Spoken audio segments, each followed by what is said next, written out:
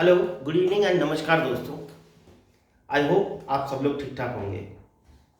आजकल अपनी सोसाइटी में जो चल रहा है पिछले कुछ दिनों से, लाइक कश्मीर फाइल्स का एक हंगामा मचा हुआ है पूरी सोसाइटी में।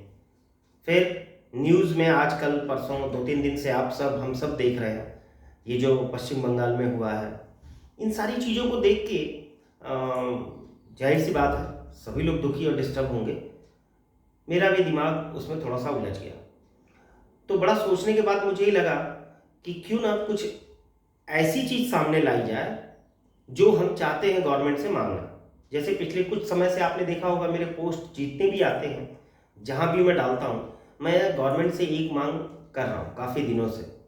और मैं चाहता हूँ कि उसको लोग शेयर करते हैं, थोड़ा और शेयर किया जाए ताकि गवर्नमेंट तक ये बात पहुँचे। और अब नहीं तो फिर कब, मैं चाहता हूँ कि हिंदू राष्ट्र घोषित कर दिया जाए देश को। क्योंकि इसकी आड़ में जो एंटी सोशल एलिमेंट्स हैं हमारे देश के, वो डिस्टर्ब करते हैं पूरी सोसाइटी का ऑर्डर। जो हमारे देशभक्त मुसलमान भाई भी हैं ना, उनको भी परेशानी होती है इसकी वजह से। और हर कुछ दिन बाद, हर एक समय बाद, साल भर बाद, 6 महीने बाद, 2 साल बाद एक ये एंटी सोशल एलिमेंट्स उठते हैं और हिंदुओं के सीने पर एक घाव लगा के छोड़ देते हैं। इसकी मिसाल है, अगर हम पीछे हिस्ट्री में देखना शुरू करें, 84 से ले लीजिए, उससे पहले से भी ले सकते हैं, लेकिन जब से एटलीस्ट मैं अपनी बात कर सकता हूँ, जब से हमने होश संभाला है, आप देखिए जो दंगे होते आए हैं 84 के बाद से, फिर 92 के बाद से, फिर 2002 में, फिर लाइक ये सीरीज है पूरी। इसमें हर कुछ दिन बाद एक ये उठते हैं लोग और हिंदुओं के सीने पर एक घाव लगा के छोड़ देते हैं। इसका अंत होना चाहिए। और मुझे लगता है कि अब ये सही समय है जब गवर्नमेंट को इसके लिए कुछ ठोस कदम उठाने चाहिए। अब इसी कड़ी में वैसे तो बहुत सारी घटनाएं हैं, मैं ऐसी पढ़ रहा था तो मेरी नज़र से एक पुरानी घटना गुजरी। जो मेरी एज वाले हैं वो सबको तो हो सकता है थोड़ा मोड़ा धुंधला याद हो, वैसे बहुत कम उम्मीद है कि याद होगा, क्योंकि उस समय इतना सोशल मीडिया नहीं था, न्यूज़ चैनल्स नहीं थे इतने, सिर्फ डीडी के चैनल हुआ करते थे, दूरदर्शन, उसमें जो न्यूज़ आती थी, अदरवाइज और कुछ पता नहीं लगता था। और पब्लिक इतनी अवेयर भी नहीं थी इन सब चीज़ों को लेकर। तो ये एक स्टोरी है, एक घटना है जो 92 की है और ये बिल्कुल सच्ची घटना है। और बड़े अफसोस की बात है कि इस घटना को इस तरह से दबा दिया गया था उस समय। तत्कालीन गवर्नमेंट थी जो उस समय कांग्रेस की, उन लोगों ने उसको इस तरह दबा दिया जैसे ये कुछ हुआ ही नहीं, जबकि इतिहास का सबसे बड़ा रेप कांड है ये हिंदुस्तान का। 250 हिंदू बच्चियों के साथ बलात्कार किया गया, और वो भी कहाँ, राजस्थान। ख्वाजा मोइनुद्दीन चिश्ती की जो दरगाह है, उनके जो खादिम हैं, उन लोगों ने इस घटना को अंजाम दिया था और इस मामले को एकदम दबा दिया गया। आज तक उसका इंसाफ नहीं मिला। तो जो कुछ नॉलेज मेरे पास मैंने गैदर की है, जो भी इकट्ठा किया है, आइए उस पर बात करते हैं। मैं आपको थोड़ी सी जानकारी देता हूँ कि ये घटना है क्या और कब हुई थी। तो ये घटना स्टार्ट होती है अर्ली 1990s में, 1990 में इसकी शुरुआत होती है। अजमेर शहर सभी लोग जानते हैं। अजमेर शहर में एक बड़ा ही चर्चित फेमस स्कूल हुआ करता था गर्ल्स का, सोफिया गर्ल्स कॉलेज। बहुत ही प्रतिष्ठित कॉलेज था और वहाँ कोई आम घर के बच्चे पढ़ नहीं पाते थे, काफ़ी महंगा स्कूल था। तो बड़े घरों के बच्चे, बड़े बड़े अधिकारियों के बच्चे, आईएएस पीसीएस या संपन्न परिवार के घर के बच्चे जो हैं वो जाया करते थे उसमें पढ़ने के लिए। और चूंकि वो गर्ल्स कॉलेज था तो जाहिर सी बात है बच्चियाँ जाती थी, लड़कियाँ जाती थी उसमें पढ़ने के लिए। तो ये घटना शुरू होती है 1990s में अर्ली, और सोफिया गर्ल्स कॉलेज में बच्चियाँ पढ़ रही होती हैं। और ख्वाजा मोइनुद्दीन चिश्ती की दरगाह पर जो लोग गए हों वो जानते हैं, नहीं गए हैं तो मैं आपको बता देता हूँ। आप वहाँ जाते हैं तो आप अकेले ऐसे जाके ऐसे ही वहाँ पे दर्शन नहीं कर सकते, आपको वहाँ मदद लेनी पड़ती है। कुछ लोग होते हैं जिनको खादिम कहा जाता है, और ये बड़े पावरफुल लोग होते हैं। इन लोगों का कब्जा हो है एक तरह से वहाँ पर पूरी दरगाह के ऊपर, ये रूल करते हैं। बड़े पैसे वाले और बड़े ही रसूख वाले लोग होते हैं। तो उन्हीं खादिम फैमिली के ये लड़के थे फारूक चिश्ती और नफीस चिश्ती एंड अनवर चिश्ती। ये 3 जो मेन कल्प्रिट थे। वैसे तो इसमें बहुत सारे लोग पकड़े गए थे और बहुत सारे लोगों का नाम आया था, लेकिन ये जो मास्टरमाइंड इसका था वो फारूक था और नफीस और अनवर इसके मेन साथी थे जिन्होंने मिलकर इस घटना को अंजाम दिया था। तो ये जो फारूक चिश्ती था ये खादिम तो था ही, खादिम परिवार से संबंधित तो था ही। इसके अलावा ये उस समय राजस्थान के यूथ कांग्रेस का प्रेसिडेंट भी था।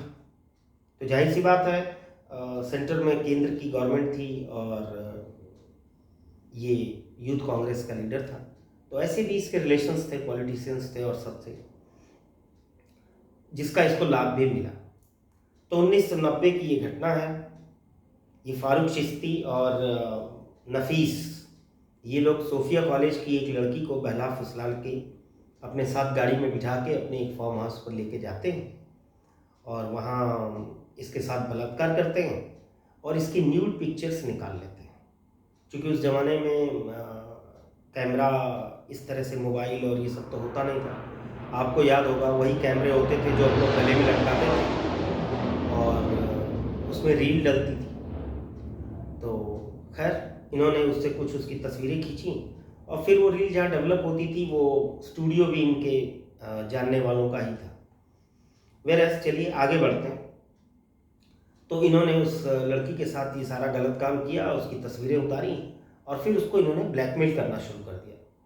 इन्होंने कहा कि हम ये तुम्हारी तस्वीरें और ये सारी चीज़ें तुम्हें वापस कर देंगे, लेकिन ये शर्त है कि तुम अपने साथ अपने किसी और दोस्त को लेकर आओ, फिर हम तुम्हें छोड़ देंगे। अब वो लड़की परेशान हो गई, डर भी गई थी। उसे कुछ समझ में नहीं आया, वो किसी तरह से अपनी एक सहेली को बहला फुसला के या जिस तरह से भी वो ले गई, लेकिन वो ले गई फार्म हाउस पर और फिर ये सिलसिला शुरू हो गया। अब फिर उस लड़की के साथ भी इन्होंने वही काम किया और फिर उस लड़की को भी सेम इसी तरह से ब्लैकमेल करना शुरू कर दिया। और साहब ये सिलसिला जो है शुरू हुआ तो इसने बंद होने का नाम ही नहीं लिया। ये चलता रहा पूरा 91 पूरा ख़त्म हो गया।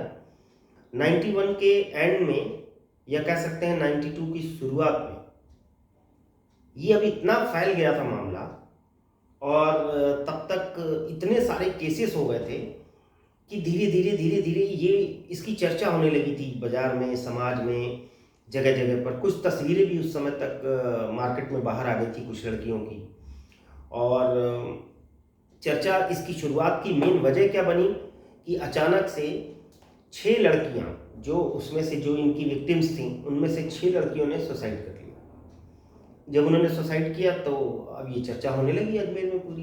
क्या बात है, सोफिया गर्ल्स कॉलेज की लड़कियां और ये सारी की सारी सेम एक ही कॉलेज की लड़कियां हैं और एक के बाद ये 6 लड़कियों ने सुसाइड किया। तो क्यों किया, इसके पीछे रीज़न क्या था? और फिर उसी बीच में ये तस्वीरें भी, क्योंकि जो फोटो स्टूडियो जहाँ ये रीलें धुलने जाती थी उसका मालिक इनका दोस्त था, लेकिन जो उसके कर्मचारी, जो डेवलपर थे, जो डेवलप करते थे, वो सब तो इनके दोस्त थे नहीं। तो अमूमन मान लीजिए 100 तस्वीरें अगर उन्होंने बनवाई तो उसमें से 4-5 तस्वीरें वो अपने पास रख लेते थे। और खबरें तो यहाँ तक आई कि बाद में इन फोटो स्टूडियो वालों ने भी उन लड़कियों को ब्लैकमेल करना शुरू कर दिया कि तुम हमारे साथ भी ये गलत काम करो, नहीं तो हम ये तुम्हारी तस्वीर वायरल कर देंगे। और यही सब कारण बने कि लड़कियां इतनी ज़्यादा फ्रस्ट्रेट हो गई, परेशान हो गई, इन्होंने आत्महत्या करना शुरू कर दिया। तो एक के बाद एक ऐसे 6 लड़कियों ने जब आत्महत्या की तो हंगामा मचा, अजमेर शहर में बातें शुरू हुई और कुछ फ़ोटोज़ भी इन बच्चियों के वायरल होने लगे थे, इधर उधर मतलब फैलने लगे थे मार्केट में। तो ये बात बढ़ गई, अब बढ़ती गई, लेकिन शासन प्रशासन अभी तक कुछ भी नहीं कर रहा था, पुलिस कोई किसी हरकत में नहीं था। लेकिन उन्हीं दिनों अजमेर में एक लोकल न्यूज़पेपर चला करता था, अच्छा सर्कुलेशन था उसका, अच्छा नाम था नवज्योति के नाम से। तो नवज्योति पब्लिकेशंस के जो एडिटर हैं उन तक भी ये बात पहुंची। उन्होंने देखा और उनको लगा कि यार ये तो बहुत, इस पर कुछ करना चाहिए।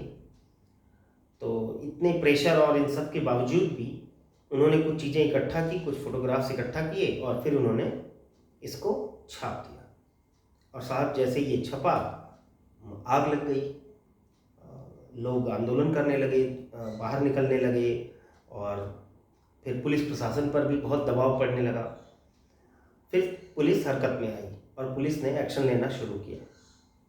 जब पुलिस हरकत में आई और पुलिस ने ये काम शुरू किया, तो चूंकि ये बड़े रसूख वाले लोग थे, बड़े नामी लोग थे, तो इनका नाम तो आया, लेकिन कोई इधर भागा, कोई उधर भागा। इन्हीं आओ काफ़ी मशक्क़त के बाद पुलिस ने कुछ लोगों को गिरफ्तार किया। इन लड़कियों से पूछताछ के लिए इनसे, इनके घर पर इनसे मिलना जुलना शुरू किया गया। तो कहा जाता है कि कोई सही आंकड़ा तो नहीं है, लेकिन लगभग साल सवा साल के बीच में इस हादसे की चपेट में लगभग 200 से 250 लड़कियां आई, और ये सारी हिंदू लड़कियां थीं। इससे ये समझ में आता है कि ये किसी एजेंडे के तहत ये लोग कर रहे थे। अब इन लड़कियों से बात की जाने लगी, पुलिस भी प्रेशर डालने लगी। तो अपने समाज के डर से और घबराहट में बहुत लोग तो सामने ही नहीं आए। 30 लड़कियां उनमें से सामने आई, जिन्होंने कहा कि ठीक है, हम इनको पहचानेंगे और इनके खिलाफ गवाही देंगे। लेकिन फिर वो सिलसिला शुरू हो जाता है धमकी देने का, प्रेशराइज करने का, और तरह तरह से इनके माँ बाप को धमकी देने का। तो 29 लड़कियों में से भी 18 लड़कियां विड्रॉ कर लेती हैं साहब। वो बोल देती हैं कि नहीं नहीं ठीक है, हम कुछ नहीं कर सकते, हम इससे बाहर होना चाहते हैं। तो 18 लड़कियां इससे बाहर निकल जाती हैं। 12 बच्चियां बचती हैं, जो कि 3-4 महीने के बाद उसमें से 10 लड़कियां और अपने आप को विड्रॉ कर लेती हैं, बाहर निकल जाती हैं।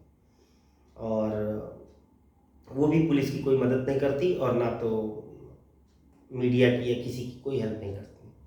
वो अपने आप को इससे बाहर कर ले, किनारा कर लेती हैं। 2 लड़कियां ऐसी थीं जिन्होंने कहा कि नहीं, हम अपने बयान पे कायम हैं और हम इस पे डटे रहेंगे और हम गवाही भी देने को तैयार हैं। और उन्हीं 2 लड़कियों के बयान, गवाही के ऊपर जो अजमेर की सेशन कोर्ट है, उसने इन लोगों को सजा दी।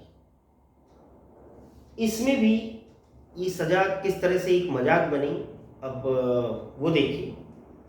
जब ये सिलसिला शुरू हुआ सजा देने का और ये काम हो रहा था, उस समय जो फारूक चिश्ती, जो मास्टरमाइंड था इसका, उसके वकीलों ने पैसे के दम पर, अपने रसूख के दम पर इसको मानसिक रूप से दिवालिया घोषित कर दिया कि इसकी दिमागी हालत ठीक नहीं है फारूक चिश्ती की, लिहाजा इसको इलाज की ज़रूरत है।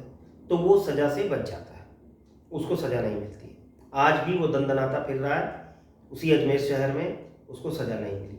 बाकी जो लोग हैं उनको वहाँ की सेशन कोर्ट ने उम्र कैद की सज़ा दी, और फिर आगे चल के हाई कोर्ट में उन लोगों ने अपील किया, और हाई कोर्ट से उनकी सज़ा को बदल के 10-10 साल का कर दिया गया। और वो 10 साल की सज़ा में भी किसी को 2 साल बाद, किसी को 1.5 साल बाद, किसी को 3 साल बाद जमानत मिल जाती है, और कोई अमेरिका भाग जाता है, कोई दुबई भाग जाता है। मतलब किसी ने अपनी सज़ा को नहीं काटा, और ना तो इस मामले में आगे कोई अपील की जाती है, ना तो पुलिस द्वारा दोबारा किसी कोर्ट में उसको ले जाया जाता है। इस मामले को इस कदर दबा दिया जाता है जैसे ये कोई घटना ही नहीं। और चूंकि ये कांग्रेस की गवर्नमेंट थी उस समय, हर जगह सेंटर में, स्टेट में, और ये उसका यूथ प्रेसिडेंट भी था कांग्रेस का। प्लस ये जितने खादिम लोग हैं उस दरगाह के, वो सब बहुत ही पैसे वाले हैं, बड़े रसूख वाले हैं, बड़े दमदार हैं। ये लोग परिवार का परिवार गायब करा देते हैं और इनका कुछ बिगड़ता नहीं है। तो दोस्तों, ये एक घटना थी जो घटी।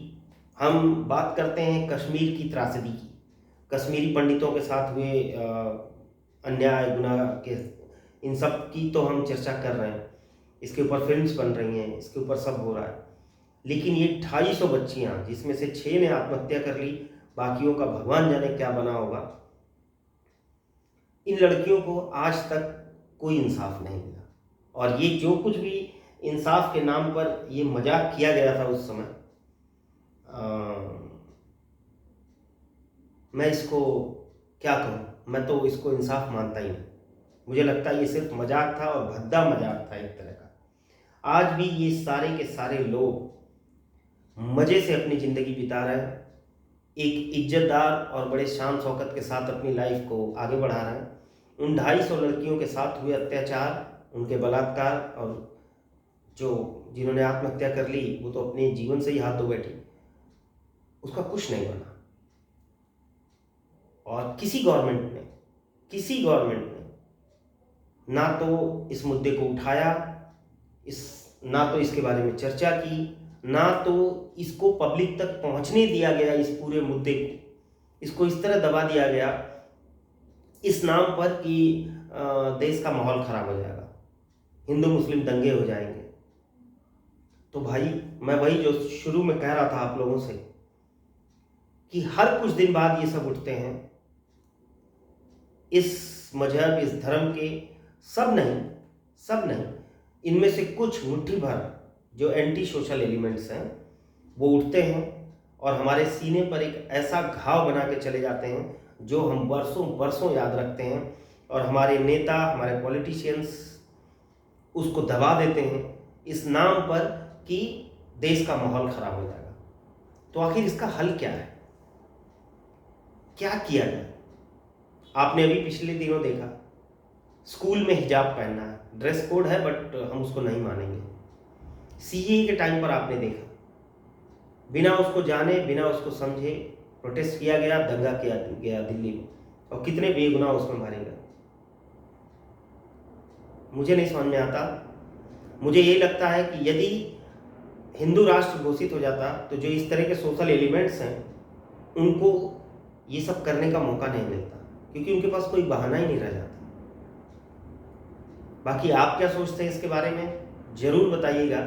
ये एक ऐसी घटना थी जो मेरे दिल में हमेशा कुढ़ती रहती है और मैं चाह रहा था कि आप लोगों के साथ शेयर करूं, तो आज मैंने इसके बारे में बात की। अगर आपको ये अच्छा लगेगा तो इस तरह की स्टोरीज़, इस तरह के वो जख्म, वो घाव जो हमारे ऊपर लगे हैं, बहुत सारे हैं। मैं अगले एपिसोड में फिर कोई एक ऐसी घटना लेके आपके सामने आऊँगा। जय हिंद, नमस्कार।